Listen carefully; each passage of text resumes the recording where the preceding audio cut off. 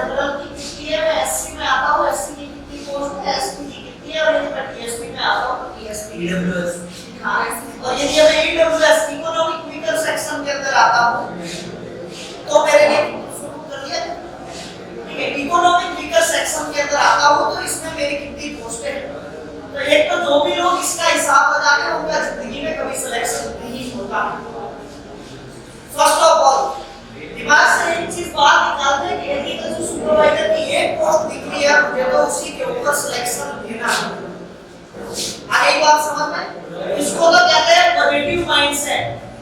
क्या कहते हैं? पॉजिटिव माइंडसेट, मतलब सकारात्मक सोच।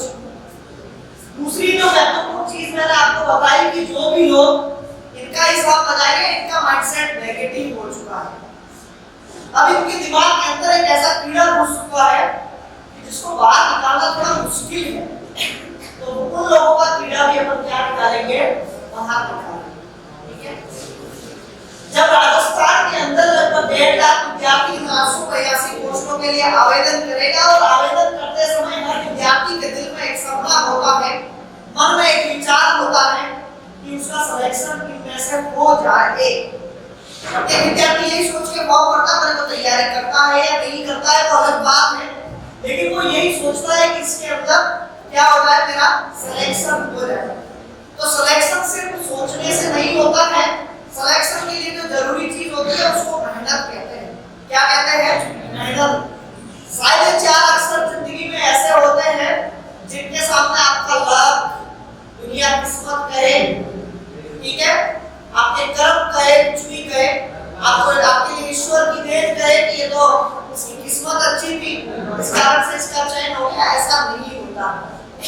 आगे बात समझ में, जिस दिन ये विज्ञप्ति निकली उस दिन से कई विद्यार्थियों ने ये ठान लिया कि मुझे अच्छी तैयारी करनी है। आगे बात समझ में, उन्होंने उसी दिन किताब उठा के तैयारी क्या कर दी, शुरू कर दी। राजस्थान की भर्तियों की एक खासियत होती है कि कभी भी समय पे परीक्षा नहीं होती। आगे बात समझ में, तो होता क्या है कि अपन तैयारी तो बहुत अच्छी शुरू कर देते हैं, परंतु लास्ट में क्या होता है कि जैसे ही एग्जाम की डेट कई बार आगे खिसक जाती है तो उस दिन आप क्या करते हो, पढ़ना छोड़ देते हो और फिर वापस जब नई तिथि आती है तब तैयारी करना शुरू कर देते हो और तब तक आपका नॉलेज का जो लेवल है वो वापस जीरो हो जाता है। तो आपको जीरो से वापस पढ़ना पड़ता है। अंग्रेजी में एक वाक्यांश आता है, किसी भी प्रतियोगी परीक्षा के लिए तैयारी कर रहे हो तो उसके लिए अंग्रेजी में एक वाक्यांश आता है कि educated person of yesterday will stop learning today, he will become uneducated for tomorrow. मतलब यदि कोई शिक्षित व्यक्ति है जो बीते हुए कल पे है, आज यदि वो पढ़ना बंद कर दे तो आने वाले कल के लिए वापस वो अशिक्षित हो जाएगा। इसका मतलब पढ़ना एक ऐसी चीज है जिसको रोज पढ़ना पड़ेगा। आगे बात समझ में, और इसको रोज पढ़ने को कहते हैं रिवीजन। क्या कहते हैं? रिवीजन। और रिवीजन एक ऐसी चीज है जो आपको किसी भी चीज को भूलने नहीं देती। क्या नहीं देती? भूलने नहीं देती। आगे बात समझ में, तो फर्स्ट ऑफ ऑल आपकी मेहनत, आपका आत्मविश्वास, आपका पॉजिटिव माइंडसेट, हमारा मार्गदर्शन और आपका साप्ताहिक टेस्ट और आपकी लगातार मेहनत ही डिसाइड करेगी कि आपका सुपरवाइजर में चयन होगा कि नहीं होगा। लोग क्या बोलते हैं कि सुबह 4 बजे उठकर पढ़ना चाहिए, 15 घंटे पढ़ना चाहिए, 16 घंटे पढ़ना चाहिए, 20 घंटे पढ़ना चाहिए। मेरी नजर में ऐसा कोई भी इफेक्टिव तरीका नहीं है। आपका दिमाग 100% उस जगह पे है, आप उसी टाइम पढ़ना शुरू कर दीजिए। भले रात के 2 बज रहे हैं या दोपहर के 2 बज रहे हैं, आपको लगता है कि मेरा पढ़ाई में मन लग रहा है, उसी समय आप पढ़ना शुरू कर दीजिए। पढ़ने के लिए कोई मुहूर्त वाला टाइम नहीं होता है। हालांकि सुबह वाला मॉर्निंग वाला टाइम और लेट नाइट वाला टाइम इसलिए बेटर होता है क्योंकि इस समय आपको कंफर्ट जोन मिलता है, वातावरण पूरा शांत रहता है, तो आपकी जो एकाग्रता का लेवल है वो बढ़ जाता है। मतलब आप एक जगह पे ध्यान केंद्रित कर पाते हैं। आगे बात समझ में, लेकिन पढ़ने का कोई फिक्स टाइम नहीं होता। आपको सुबह 4 बजे उठा रहे हैं और आपको नींद की झुर्रियां आ रही है तो फिर आपके पढ़ने से और 4 बजे उठने से कोई मतलब नहीं है। इससे बेटर 2 घंटे और सो जाइए मेरे हिसाब से। तो 2 घंटे बाद जब उठोगे तो अच्छी पढ़ाई होगी, थोड़ी इफेक्टिव स्टडी होगी। 882 पोस्ट है, 100 ट्यूशन का प्रत्येक राजस्थान के विद्यार्थी के लिए पेपर होता है जिसका सिलेक्शन होगा और जिसका सिलेक्शन नहीं होगा उसके लिए। आगे बात समझ में, जिसमें से 25 प्रश्न किसके आएंगे? राजस्थान जीके के आएंगे। अगली बात समझ में, ये आप सब पता है 15 ट्यूशन किसके आएंगे, हिंदी के आएंगे, और 7 ट्यूशन किसके आएंगे, एग्रीकल्चर। और एग्रीकल्चर का सिलेबस 3 भागों में सुपरवाइजर जो राजस्थान अधिनियम बोर्ड है उसने डिवाइड किया है। पहला दिया है एग्रोनॉमी, जिसके कितने ट्यूशन आते हैं, 20 ट्यूशन। दूसरा दिया है उन्होंने कौन सा, हॉर्टिकल्चर, जिसके 20 आते हैं। और तीसरा एनिमल हस्बेंड्री, जिसको अपन हिंदी में पशुपालन कहते हैं, इसके भी कितने आते हैं, 20 आते हैं। इसको सस्य विज्ञान कहा जाता है, इसको उद्यान विज्ञान कहा जाता है, इसको क्या कहा जाता है, एनिमल हस्बेंड्री या पशुपालन कहा जाता है। अगली बात समझ में, तो 20-20 प्रश्न आते हैं। पिछली भर्ती की बात करें जो 1900 पदों के समथिंग निकली थी, यदि अपन ओबीसी कैटेगरी की बात करें, क्योंकि मैक्सिमम स्टूडेंट ओबीसी कैटेगरी से आते हैं, और जो ओबीसी कैटेगरी की जो लास्ट अभी वेटिंग क्लियर हुई है वो 236 नंबर पे हुई है। 300 नंबर में से ओबीसी वाले को 236 नंबर लाने जरूरी है। अगली बात समझ, आप कोई सी भी कैटेगरी अपनी मान के ना चले, जनरल मान के चले, क्योंकि जनरल के अंदर फाइट करना है और मेरे को 240 का स्कोर करना है। पहली चीज तो ये कब के लिए था, 1900 वाली भर्ती के लिए था। अब पद क्या हो गए हैं, कम हो गए। तो अपना टारगेट तो कितना होना चाहिए, 80 से 90 ट्यूशन होना चाहिए। कि 80 से तो मुझे किसी भी हालत में ज्यादा ट्यूशन की अटेम्प्ट करने हैं और राइट करने हैं, वो भी। अगली बात समझना, तो पहला तो आपका टारगेट 90 प्लस ट्यूशन का होना चाहिए। 80 से 90 के बीच में यदि आप जा रहे हो, आप जनरल कैटेगरी से आते हो या ओबीसी कैटेगरी से आते हो, तब आप अपने आप को सेफ जोन के अंदर मान सकते हैं। अगली बात समझ में, अब देखिए ये जो पेपर होगा इसमें आपको हर सब्जेक्ट का स्पेशलिस्ट पढ़ाता है, ठीक है। अब पढ़ने के लिए जरूरी क्या चीज होती है, सबसे बड़ी चीज पढ़ने के लिए जरूरी ये नहीं है कितना पढ़ा जाए। हर प्रतियोगी परीक्षा में सफल होने के लिए ये जरूरी होता है कि कितना छोड़ा जाए। अगली बात समझना, सिलेक्शन के लिए ये जरूरी नहीं होता है कि कितना पढ़ा जाए, सिलेक्शन के लिए ये जरूरी होता है कि कितना छोड़ा जाए। आपको जिस दिन उसमें से अनइम्पोर्टेंट चीज जो परीक्षा की दृष्टि से उपयोगी है, जो फालतू चीज है, वो छोड़ना आ गया, उसी दिन आप सफल हो जाओ। अगली बात समझना कि इनमें से क्या चीज छोड़नी है। जब किसी ट्यूशन के 4 ऑप्शन बनते ही नहीं है तो परीक्षा में आएगा कहां से, वो पहली चीज तो ये। दूसरी चीज ये बहुत थ्योरेटिकल है, तो वो क्वेश्चन एग्जाम के अंदर नहीं पूछा जाता, क्योंकि एग्जाम के अंदर क्या पूछे जाते हैं, उनमें से जो पॉइंट जो निकलता है, फिक्स जो कांसेप्ट निकलता है, आगे बात में वही पूछा जाता है। तो 3-4 चीजें जो महत्वपूर्ण है कि प्रतियोगी परीक्षा में सफल होने के लिए कितना पढ़ना है ये महत्वपूर्ण नहीं है, कितने घंटे पढ़ना है ये भी महत्वपूर्ण नहीं है, कितने बजे उठकर या कितने बजे सोकर पढ़ना है ये भी महत्वपूर्ण नहीं है। महत्वपूर्ण सिर्फ इतना सा है कि आपको अपना 100% देना है। जिस भी समय आप अपनी पढ़ाई शुरू करते हो, आपका 100% वहां पे होना चाहिए, आपका मन वहां पे होना चाहिए, एकाग्र होना चाहिए। अगली बात समझ, अब पढ़ने के लिए सबसे महत्वपूर्ण चीज जो अपने को डेवलप करनी है उसको कहते हैं सिटिंग कैपेसिटी। मतलब एक जगह सिटिंग कैपेसिटी को हिंदी में कहते हैं एक जगह बैठने की क्षमता। अगली बात समझना, अब मेरी 15 मिनट हो सकती है एक जगह बैठने की क्षमता, आपकी 1 घंटे हो सकती है, किसी की 6 घंटे हो सकती है, किसी की 10 घंटे हो सकती है। वो मेरा पहले का निजी मामला था कि मैं पहले कभी एक जगह बैठा ही नहीं, तो अभी नहीं बैठा जा रहा, कोई बात नहीं बैठा जा रहा। आप अपने आप को शून्य से शुरू करिए। शून्य से क्या करना है, शुरू करना है। आप अपनी सीटिंग कैपेसिटी किस प्रकार से इंक्रीज कर सकते हो, तो अपनी सीटिंग कैपेसिटी को इंक्रीज करने का एक तरीका है, कल का रिकॉर्ड आज तोड़ दूंगा। क्या है, कल का रिकॉर्ड आज तोड़ दूंगा। अगली बात समझ में, तो मतलब यदि आज आप 1 घंटे पढ़ते हो तो कल इस रिकॉर्ड को क्या करना है, ब्रेक करना है। मतलब खुद के रिकॉर्ड आपको रोज तोड़ने होंगे। मान लीजिए अगले दिन आप 1 घंटे और 5 मिनट पढ़ेंगे, ज्यादा नहीं, 1 घंटे और 5 मिनट पढ़ेंगे। अगले दिन 1 घंटे 10 मिनट पढ़ेंगे, 15 मिनट पढ़ेंगे, 20 मिनट पढ़ेंगे, 25 मिनट पढ़ेंगे। तो एक तो इससे क्या है, खुद के ऊपर लोड नहीं आएगा कि एकदम से आपको 6 घंटे तक अपनी सीटिंग कैपेसिटी लेके जाना है। आप 5-5 मिनट पढ़ाओगे डेली तो आपको पता भी नहीं चलेगा कि आपकी 6 से लेकर के 8 घंटों की हो जाती है, तो किसी भी प्रतियोगी परीक्षा में सफल होने के लिए बहुत, यदि आप 100% इफेक्टिव स्टडी करते हो तो 6 से 8 घंटे क्या होते हैं, बहुत होते हैं। आगे बात समझ में। नेक्स्ट यदि अपन बात करें तो सीटिंग कैपेसिटी तो आप इस प्रकार से बढ़ा दोगे, सीटिंग कैपेसिटी तो आपकी इस प्रकार से बढ़ जाएगी।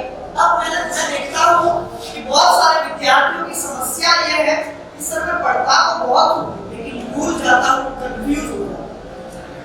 आगे बात समझ में क्या होता हो, भूल जाता हो या कंफ्यूज बहुत होता हो। इसका रीजन ये है कि आप इंटरेस्ट लेके नहीं पढ़ रहे हो, पहली चीज तो ये। फर्स्ट ऑफ ऑल भूलने का कारण ये है, आप कोई मूवी देखते हो उसको याद रहती है मूवी आपको। अगली बात समझ में, क्योंकि आप 100% आपका जो है वो वहां पे होता है, आपकी एकाग्रता होती है पूरी। क्यों ना इस चीज को इस प्रकार से कन्वर्ट किया जाए कि क्लासरूम को अपन सिनेमा हॉल समझे और सामने पढ़ा रहे टीचर को अपन क्या समझे, अक्षय कुमार समझे। क्या समझे, अक्षय कुमार समझे। आगे ही बात समझ में, जब आपके दिमाग में इस तरह की मेंटालिटी डेवलप होगी तो आपका थोड़ा तो ध्यान लगेगा। मैं नहीं कहता कि आपका 100% लगेगा, लेकिन आपका 50% लगता है तो 55% लगेगा, क्योंकि आपने अपना माइंडसेट ऐसा बना लिया। सर फिर भी भूल जाता हूँ, क्या प्रॉब्लम है? प्रॉब्लम यह है कि आपका रिवीजन टाइम पे नहीं मिला। फर्स्ट ऑफ ऑल, या आप बीच में कभी शादी में चले जाते हैं, कभी कहीं घूमने चले जाते हैं, कभी भंडारे में चले जाते हैं और उस दिन आपका पढ़ने का जो एक फ्लो है वो टूट जाता है। और जब पढ़ने का फ्लो टूटता है मतलब आपको वापस उस टॉपिक को वापस जीरो से शुरू करना है। तो एक दिमाग के अंदर एक चीज ध्यान रखना कि आप भले 1 घंटे पढ़ते हो डेली के, लेकिन परीक्षा की आखिरी रात तक आप 1 घंटे, आप 5 घंटे पढ़ते हो तो परीक्षा की आखिरी रात तक आप 5 घंटे पढ़ेंगे। जिंदगी में कितना भी आपसे कार्य क्यों नहीं हो, भले आपके घर में शादी क्यों नहीं हो, आपका 5 घंटे का समय भले आपको रात को 12 बजे के बाद मिल रहा है तो भी आपको निकालना होगा। और यही आपकी सफलता का राज होगा। दुनिया जिसको किस्मत कहेगी, दुनिया जिसको क्या कहेगी, किस्मत कहेगी। और यही आपकी सफलता का क्या होगा, राज होगा। और किसी छोटी जगह पे असफल होने का मतलब सिर्फ इतना सा है कि आपने सफलता का प्रयास ढंग से नहीं किया। असफलता और सफलता के मध्य एक छोटा सा डिफरेंस होता है कि सफलता के लिए प्रयास ढंग से नहीं किया गया तो आपको अगला प्रयास एक और करना होगा। आगे बात समझ में, लेकिन आपको अपने आप का 100% कुछ इस प्रकार से देना है कि आपको अगला प्रयास करने की आवश्यकता नहीं हो। अब भूलने की आदत भी अपन भुलाएंगे। मेरी भूल ने भूल को ऐसे भुला दिया कि अब भूल के भूल से भूल ही गया। आगे बात समझ में, तो भूलने को कैसे भुलाना है, तो उसके लिए जरूरी होता है टाइम पे रिवीजन। क्या चीज जरूरी होती है, रिवीजन। अब देखिए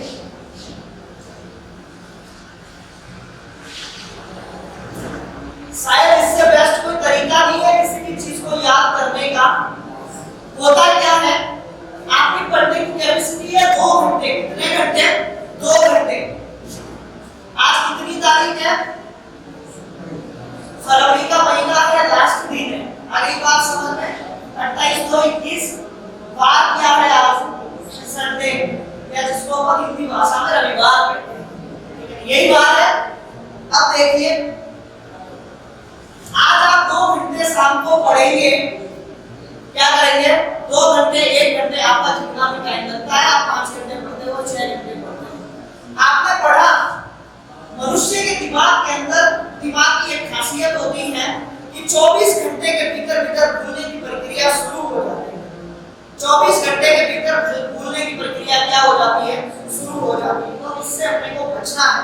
मतलब आज 28 तारीख संडे को पढ़ा हुआ अपने को वापस क्या करना है, 1/5 मंडे वाला दिन है और इस दिन अपने को क्या करना है, वापस इसका रिवीजन करना। मतलब अपना जो पहला रिवीजन जो है वो 24 घंटों के भीतर हो जाना चाहिए। मतलब आज आप 8 से रात को 10 बजे तक पढ़े थे, उसका 8 से 10 बजे के बीच मात्र 15 मिनट का टाइम लगेगा। कितने मिनट का टाइम लगेगा, 15 मिनट का। इस 2 घंटे पढ़ी हुई चीज को रिवीजन करने में मात्र 15 मिनट का टाइम लगेगा। उसको सिर्फ सरसरी निगाह से क्या करना है, देखना है आपको। आगे बात समझ में, तो 15 मिनट के अंदर आपका पहला रिवीजन हो जाएगा। अब आप इस चीज को याद रख सकते हो 7 दिनों तक, 1 सप्ताह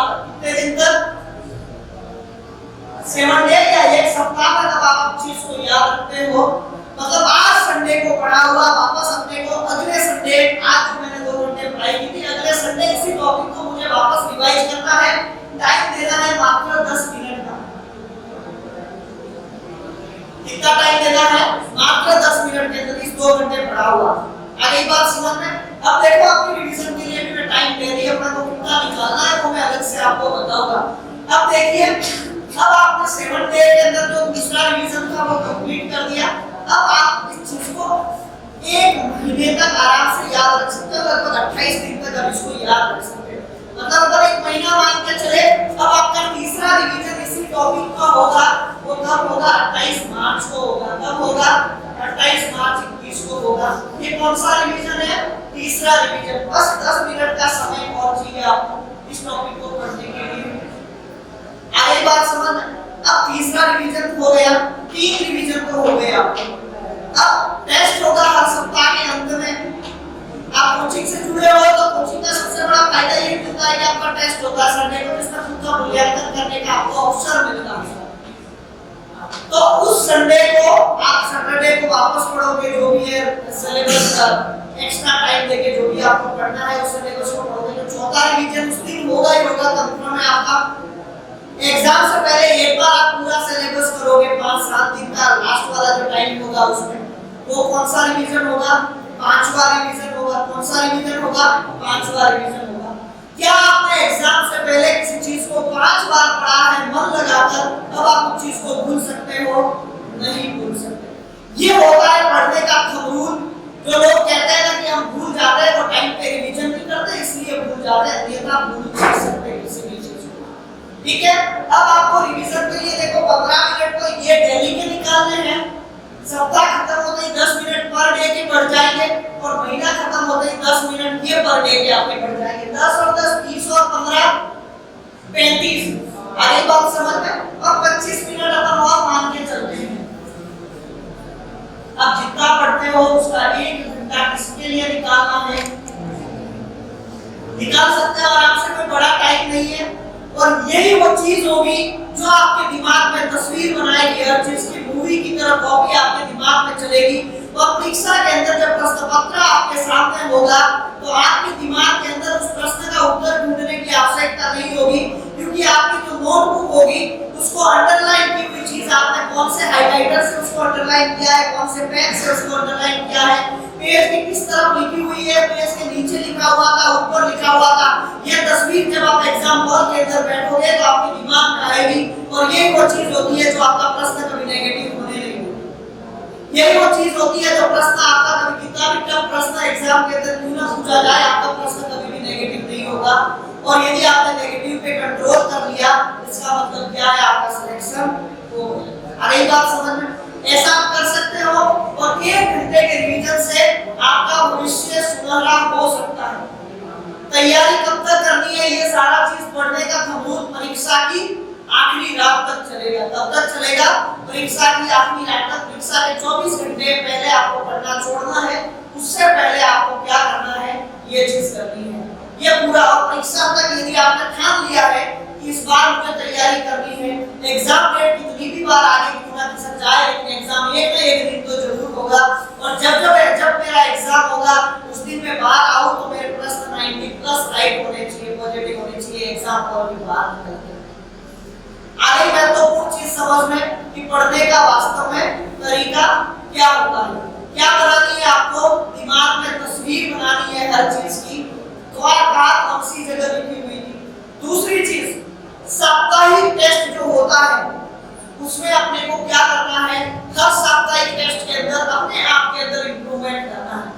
आपको किसी से अपने आप को किसी से भी अदर स्टूडेंट से कंपेयर नहीं करना। पहली चीज तो ये, क्योंकि इस दुनिया में आप अपने आप में एक यूनिक हो, वो अपने आप में एक यूनिक है।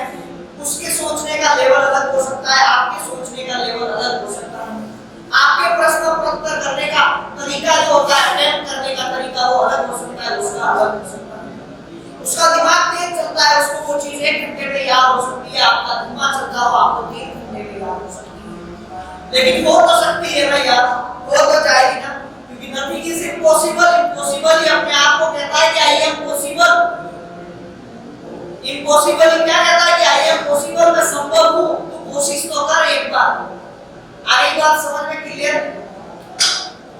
फर्स्ट चीज मैंने आपको पढ़ने का क्या बता दिया? तरीका बता दिया।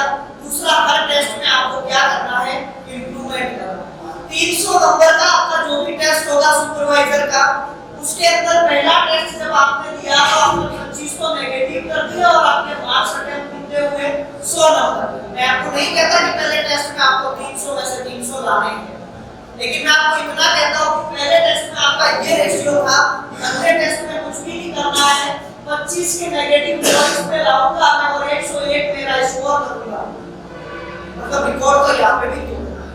अपने आप के अंदर हर टेस्ट में इंप्रूवमेंट, भले कोई 1% इंप्रूवमेंट होता है, लेकिन ये देखो हर सप्ताह के अंदर होगा तो 15-20 सप्ताह के अंदर अपने आप में 15-20% इंप्रूवमेंट हो जाएगा। और जब जब 15-20% इंप्रूवमेंट होगा तो 20-30 सप्ताहों के बाद में जब भी आपकी परीक्षा होगी तो उस परीक्षा के अंदर आप अपने आप को 90% इंप्रूवमेंट तक लेके जाएंगे। कितने परसेंट इंप्रूवमेंट तक, 90%। मैं ये नहीं कहता आप, लेकिन यदि इस टेस्ट के अंदर, अगले टेस्ट के अंदर अपना स्कोर 95 कर रहे हो और नेगेटिव 27 कर रहे हो तो आपके कोचिंग आने का कोई मतलब नहीं, क्योंकि अपने आप को जब तक आप नहीं सुधारोगे तब तक ये सारी चीजें क्या होगी, अपने आप पर हावी हो जाएगी और परीक्षा के आखिरी दिनों में आपको डिप्रेशन के अंदर लेके जाएगी और वही डिप्रेशन आपको परीक्षा के अंदर नेगेटिव करवाएगा और जब नेगेटिव करवाएगा आपको परीक्षा से डराएगा और वही डर आपका अनसक्सेस का कारण बनेगा, असफलता का क्या बनेगा, कारण बनेगा। मेरे डर ने डर को ऐसे डरा दिया, आपकी डर के डर से डर ही भाग गया। मेरे डर ने डर को ऐसे डरा दिया कि डर के डर से डर ही भाग गया। तो सबसे पहले तो आपको डर पे विजय पानी है। किसके ऊपर विजय पानी है? आपको डरना नहीं है, जो भी परिस्थिति सामने बनेगी उसका आप डरकर क्या करेंगे, सामना करेंगे। इसके अलावा ये तो पढ़ने का तरीका हो गया। अब आपकी जिंदगी का सबसे महत्वपूर्ण जो फैसला है वो आपको जो लेना है वो है टाइम मैनेजमेंट।